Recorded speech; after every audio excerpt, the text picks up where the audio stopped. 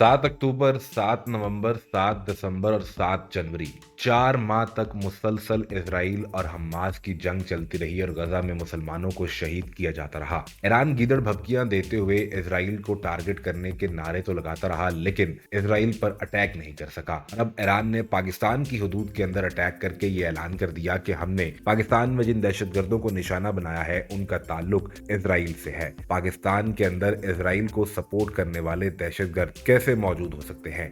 क्या Iran Israel और Hamas की जंग का रुख पाकिस्तान की तरफ मोड़ना चाहता है? अगर ईरान ऐसा कर रहा है तो इसके पीछे ईरान का क्या मज़मूम एजेंडा हो सकता है? ये सवालात इंतहाई अहम हैं जिनका जवाब सामने आना बहुत जरूरी है। ईरानी वजीर खारजा हसन अमीर अब्दुल्लाहान ने वर्ल्ड इकोनॉमिक फोरम के प्लेटफॉर्म पर कहा कि हमने पाकिस्तान में जिन दहशतगर्दों को निशाना बनाया उनका ताल्लुक इसराइल से है। इससे पहले ईरानी वजीर खारजा ये कहते रहे कि हमने जैश उल अदल नामी एक तंजीम को निशाना बनाया है जो सिस्तान बलूचिस्तान के इलाके से ऑपरेट करते हुए ईरान के अंदर दहशतगर्दी की कार्रवाइयां कर रही थी और इस तंजीम की जानिब से ईरानी कोस्ट गार्ड और इसके साथ साथ ईरानी बॉर्डर फोर्सेज और IRGC के एहलकारों को निशाना बनाने के लिए कोशिश की थी। लिहाजा मिसाइल हमले के नतीजे में जिन 2 अफराद के जामक होने की खबर सामने आई, ईरान ये क्लेम करता है कि ये इसी जैश उल अदल तंजीम के कारकुन हैं, जबकि पाकिस्तान का दावा यह है कि ये पाकिस्तान के 2 मासूम शहरियों के शहीद होने की खबर सामने आई है।